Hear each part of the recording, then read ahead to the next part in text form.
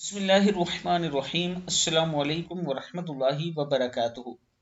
आबिद राजी चैनल की तरफ से आज मैं अपने दोस्तों को रसूलुल्लाह सल्लल्लाहु अलैहि वआलिहि वसल्लम का एक फरमान बताऊंगा। आप दोस्तों ने इस पर जरूर अमल करना है।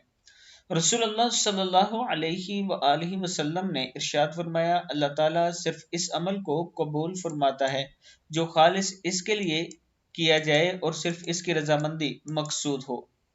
किताब का हवाला ये नीचे मौजूद है, आप देख सकते हैं। अल्लाह ताला सिर्फ इस अमल को कबूल फरमाता है जो खालिस इसके लिए किया जाए और सिर्फ इसकी रजामंदी मकसूद हो।